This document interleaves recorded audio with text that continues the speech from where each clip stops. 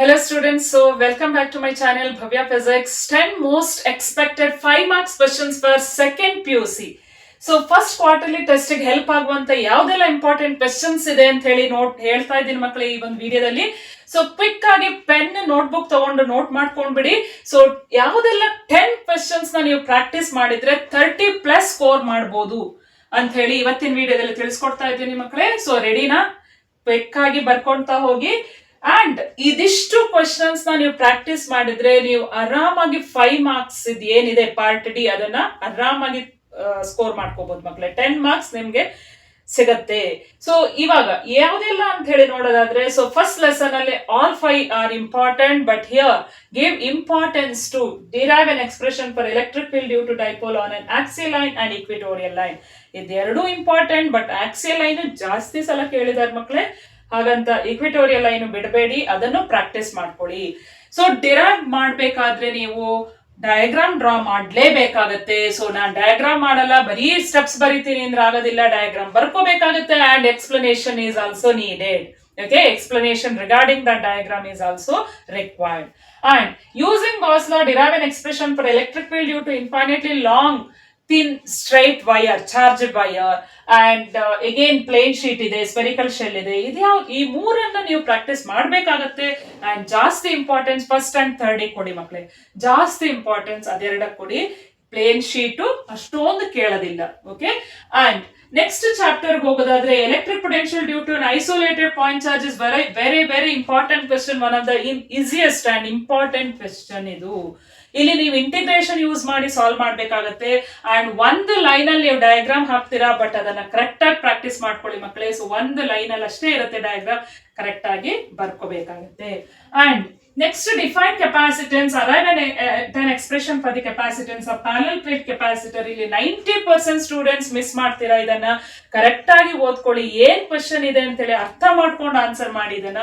So ನೀವು combination ಅಲ್ಲ ಬರ್ಕೋತಾ ಇರೋದು, ಇಲ್ಲಿ capacitance of parallel plate capacitor, C is epsilon naught A by D. ಈ ಡಿರೈವೇಶನ್ 5 ಮಾರ್ಕ್ಸ್ ಬರುತ್ತೆ. Combination of capacitor series parallel rare ಆಗಿ ಕೇಳ್ತಾರೆ ಮಕ್ಕಳೇ, ಅದು 3 ಮಾರ್ಕ್ಸ್ ಪ್ರಾಕ್ಟೀಸ್ ಮಾಡ್ಕೊಳ್ಳಿ. ಅದನ್ನ 5 ಮಾರ್ಕ್ಸ್ ಗೆ ತುಂಬಾನೇ ರೇರ್ ಆಗಿ ಅದನ್ನ ಕೇಳೋದು, ಎಕ್ಸ್ಪೆಕ್ಟ್ ಮಾಡುವಂಗಿಲ್ಲ ಅದು. ಸೊ ಇದು ಏನಿದೆಯಲ್ವಾ, ಇದನ್ನ ನೀವು ಬರ್ಕೋಬೇಕಾಗುತ್ತೆ. Series what is that capacitance of parallel plate capacitor. ಹಾಗೆ ನಾವು ಕರೆಂಟ್ ಎಲೆಕ್ಟ್ರಿಸಿಟಿ ಚಾಪ್ಟರ್ ಬಂದ್ರೆ ಇದರಲ್ಲಿ ತುಂಬಾನೇ ಇಂಪಾರ್ಟೆಂಟ್ 5 ಮಾರ್ಕ್ಸ್ ಕ್ವಶನ್ಸ್ ಇರುತ್ತೆ ಮಕ್ಕಳೇ. ಯಾವ್ದೆಲ್ಲ ಅಂತ ನೋಡೋದಾದ್ರೆ, ಒಂದು current expression, derive an expression for current in terms of drift velocity ಕೇಳ್ಬೋದು. So that is also asked for 5 marks. 3 marks sometimes ಕೇಳೋ ಚಾನ್ಸಸ್ ಇರುತ್ತೆ, ಬಟ್ 5 ಮಾರ್ಕ್ಸ್ಗೂ ಕೇಳ್ಬೋದು.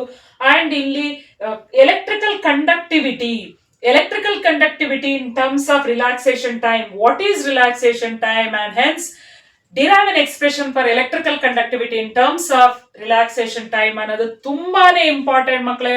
ನಾನು ಹೇಳ್ತೀನಿ, ಬರ್ದು ಪ್ರಾಕ್ಟೀಸ್ ಮಾಡ್ಕೊಳ್ಳಿ, ಕನ್ಫ್ಯೂಷನ್ ಮಾಡ್ಕೋಬೇಡಿ, ಬರ್ದು ಪ್ರಾಕ್ಟೀಸ್ ಮಾಡ್ಕೊಳ್ಳಿ students please. This is one of the very important question. Sigma is NE square tau by m. ಹಂಗೆ ನಾವು ನೋಡೋದಾದ್ರೆ ಕಾಂಬಿನೇಷನ್ ಆಫ್ ಸೆಲ್ಸ್ ಇದೆಯಲ್ವಾ, ಇದು ಎರಡೂ ಇಂಪಾರ್ಟೆಂಟ್. ಅದರಲ್ಲೂ ಪ್ಯಾರಲಲ್ ತುಂಬಾನೇ ಇಂಪಾರ್ಟೆಂಟ್ ಮಕ್ಕಳೇ, ಬಟ್ ಸೀರೀಸು ಕೇಳುವ ಚಾನ್ಸಸ್ ಇರುತ್ತೆ 5 ಮಾರ್ಕ್ಸ್ ಗೆ. ಇದು ಅಷ್ಟೇ, ಡಯಾಗ್ರಾಮ್ ಪ್ರಾಕ್ಟೀಸ್ ಮಾಡ್ಕೊಂಡು ಡಯಾಗ್ರಾಮ್ ಆದ್ಮೇಲೆ ನೀವು ಎಲ್ಲದಕ್ಕೂ ಡಯಾಗ್ರಾಮ್ ಬೇಕು ಮಕ್ಕಳೇ. ಡಯಾಗ್ರಾಮ್ ಇಲ್ಲದೆ ನಾನು ಡಿರೈವೇಶನ್ ಬರೀತೀನಿ ಅಂದ್ರೆ ನಿಮ್ಗೆ 0 ಮಾರ್ಕ್ ಅಲೋಟ್ ಆಗುತ್ತೆ. ಓಕೆ, ಡಯಾಗ್ರಾಮ್ ಬರ್ದ್ರೆ 1 ಮಾರ್ಕ್ ಇರುತ್ತೆ, ಲೇಬಲ್ಡ್ ಡಯಾಗ್ರಾಮ್ 1 ಮಾರ್ಕ್ ಇರುತ್ತೆ. ಓಕೆ, ಡಯಾಗ್ರಾಮ್ ಇಲ್ಲ ಅಂದ್ರೆ 0 ಮಾರ್ಕ್ ಇರುತ್ತೆ. Okay, so both parallel combination as well as series combination, both of series combination and parallel of cells both are important. ಅದರಲ್ಲೂ ಜಾಸ್ತಿ importance ನೀವು parallel combination ಕೊಡಿ, because parallel combination ಅಲ್ಲಿ ಒಂದ್ ಸ್ವಲ್ಪ ರಿಅರೇಂಜ್ ಮಾಡ್ಬೇಕಾಗತ್ತೆ ಇಕ್ವೇಶನ್ ನ. ಸೊ ಪ್ರಾಕ್ಟೀಸ್ ಮಾಡ್ಬೇಕಾಗತ್ತೆ. ಓಕೆ, ನೆಕ್ಸ್ಟ್ ನೋಡೋದಾದ್ರೆ balancing condition of Wheatstone network P/Q is R/S. ಇದು ಅಷ್ಟೇ, ಡಯಾಗ್ರಾಮ್ ನ ಪ್ರಾಕ್ಟೀಸ್ ಮಾಡಿ ಮಕ್ಕಳೇ. ಸೊ ಅದಾದ್ಮೇಲೆ ನಿಮ್ಗೆ ಈಸಿ ಆಗುತ್ತೆ. ಡಯಾಗ್ರಾಮ್ ಒಂದ್ ಸಲ ಗೊತ್ತಾಯ್ತು ಅಂದ್ರೆ ಈಸಿಲಿ ಸಾಲ್ವ್ ಮಾಡಬಹುದು. ಓಕೆ, ಕಿರ್ಚಾಫ್ ಲೂಪ್ ರೂಲ್ ನ ಅಪ್ಲೈ ಮಾಡ್ತೀರಾ, ಇದು ಈಸಿ ಇದೆ ನಿಮ್ಗೆ. ಸೊ 95% ಮಕ್ಕಳು ಇದನ್ನ ತುಂಬಾನೇ ಈಸಿಲಿ ಸಾಲ್ವ್ ಮಾಡ್ತೀರಾ, ಬರೀತೀರಾ ಇದನ್ನ. ಸೊ ಈ ಒಂದು ಕಂಡೀಷನ್ ಏನಿದೆಯಲ್ಲ, ಇದು ತುಂಬಾನೇ ಇಂಪಾರ್ಟೆಂಟ್ ಮಕ್ಕಳೇ, ತುಂಬಾನೇ ಇಂಪಾರ್ಟೆಂಟ್ ಇದು. ಓಕೆ, ಅದಾದ್ಮೇಲೆ ನೀವು ಮೂವಿಂಗ್ ಚಾರ್ಜಸ್ ಅಲ್ಲಿ ಏನೆಲ್ಲ ಇದೆ ಅಂತ ನೋಡೋದಾದ್ರೆ, ಈ ವರ್ಷ ನಿಮ್ಗೆ ಕ್ವಾರ್ಟರ್ಲಿ ಟೆಸ್ಟ್ ಅಲ್ಲಿ ಓನ್ಲಿ ಹಾಫ್ ಪೋರ್ಷನ್ ಇರೋದು, ಅಂದ್ರೆ ಇಲ್ಲಿವರೆಗೆ ಅಷ್ಟೇ ಪೋರ್ಷನ್ಸ್ ಇರೋದ್ರಿಂದ ಆಕ್ಚುಲಿ ಇಂಪಾರ್ಟೆಂಟ್ ಏನಿದೆ ಅಲ್ವಾ ಅದು ಬರ್ತಾ ಇಲ್ಲ. So parallel force between two parallel conductors ಅದಿಲ್ಲ, ಅದಿದ್ದಿದ್ರು ಅಂದ್ರೆ ಅದೇ ಆಗ್ತಾ ಇತ್ತು, ಅದೇ ಇಂಪಾರ್ಟೆಂಟ್ ಕ್ವೆಶನ್ಸ್ ಇತ್ತು. But since it's not there, you should read till this much. Okay, ಇಲ್ಲಿ Biot Savart's law state and explain Biot Savart's law ಅಂತ ಕೇಳಿದ್ರೆ ನಿಮ್ ಚಾನ್ಸ್ ಅನ್ಕೊಳ್ಳಿ, because it's very simple to answer. There is no derivation, only statement explanation, ಒಂದು diagram ಹಾಕಿ explain ಮಾಡ್ಬೇಕಾಗತ್ತೆ. ಇಲ್ಲ ನಿಮ್ಗೆ ಅಪ್ಲಿಕೇಶನ್ ಕೇಳ್ತು ಅಂದ್ರೆ, ಸರ್ಕ್ಯುಲರ್ ಕರೆಂಟ್ ಲೂಪ್ ಕೇಳ್ತು ಅಂದ್ರೆ ಪ್ರಾಕ್ಟೀಸ್ ಮಾಡಿ ಮಕ್ಕಳೇ.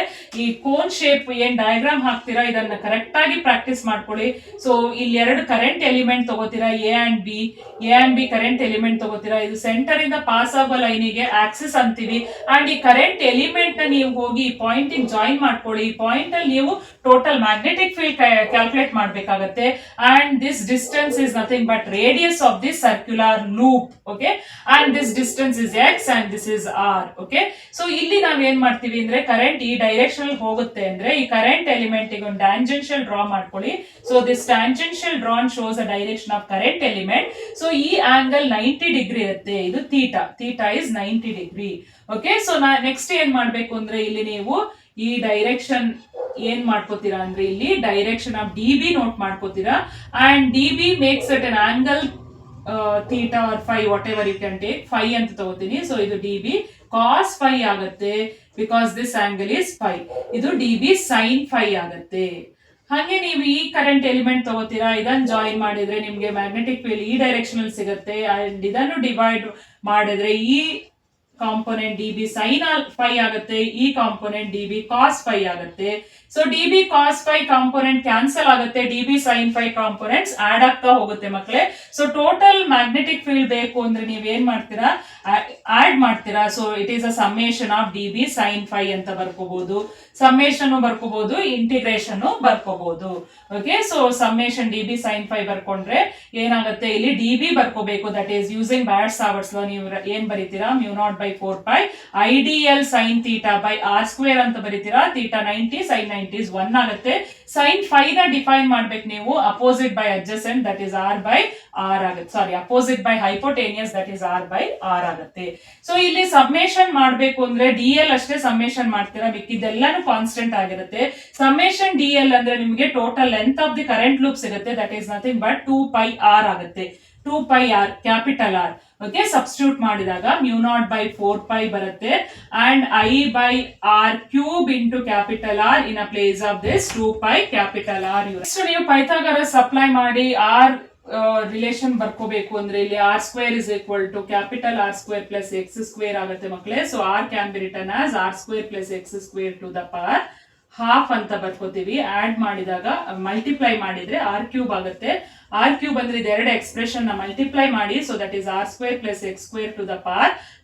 ಇಲ್ಲಿ 1 ಇದೆ, ಇಲ್ಲಿ ಹಾಫ್ ಇದೆ ಅಂದ್ರೆ ಆಡ್ ಮಾಡಿದ್ರೆ 1.5 ಆಗುತ್ತೆ. 1.5 ಅಂದ್ರೆ 3/2 ಅಂತ ಬರ್ಕೋಬಹುದು. ಸೊ ಇಲ್ಲಿ ಸಬ್ಸ್ಟಿಟ್ಯೂಟ್ ಮಾಡಿದಾಗ ನಿಮ್ಗೆ ಫೈನಲ್ ಎಕ್ಸ್ಪ್ರೆಷನ್ ಏನ್ ಬರುತ್ತೆ, μ0/4π 2πir² divided by r square plus x square to the power 3/2 ಆಗುತ್ತೆ. ಸೊ ಇದಾಗಿತ್ತು ಮಕ್ಕಳೇ ಟೋಟಲ್. ಎಷ್ಟು ಕ್ವೆಶನ್ಸ್ ಹೇಳಿದೀನಿ ನಾನಿಲ್ಲಿ, ಇವಾಗ 10 ಕ್ವೆಶನ್ಸ್ ಹೇಳಿದೀನಿ. 10 important questions for 5 marks. Okay, second PUC ಅಲ್ಲಿ ಬರುವ 10 ಇಂಪಾರ್ಟೆಂಟ್ ಕ್ವೆಶನ್ಸ್ 5 marks ಯಾವ್ದೆಲ್ಲ ಬರ್ಬೋದು ನಿಮ್ಗೆ ಕ್ವಾರ್ಟರ್ಲಿ ಟೆಸ್ಟ್ ಅಲ್ಲಿ ಅಂತ ಹೇಳಿ ಮೆನ್ಷನ್ ಮಾಡಿದೀನಿ ಮಕ್ಕಳೇ. ಸೊ ಇದಿಷ್ಟನ್ನ ನೀವು ಕರೆಕ್ಟ್ ಆಗಿ ಪ್ರಾಕ್ಟೀಸ್ ಮಾಡಿದ್ರೆ ನಿಮ್ಗೆ ಆರಾಮಾಗಿ ಸ್ಕೋರ್ ಮಾಡ್ಬೋದು ಮಕ್ಕಳೇ. ಸೊ ಸಿಗೋಣ ನೆಕ್ಸ್ಟ್ ವಿಡಿಯೋದಲ್ಲಿ 2 and 3 marks ಯಾವ್ದೆಲ್ಲ ಇಂಪಾರ್ಟೆಂಟ್ ಕ್ವೆಶನ್ಸ್ ಅಂತ ಹೇಳಿ ಹೇಳ್ತೀನಿ. ಹಾಗೆ MCQ ಗಳನ್ನ ಡಿಸ್ಕಸ್ ಮಾಡೋಣಂತೆ ಮುಂದಿನ ವಿಡಿಯೋದಲ್ಲಿ. All the very best.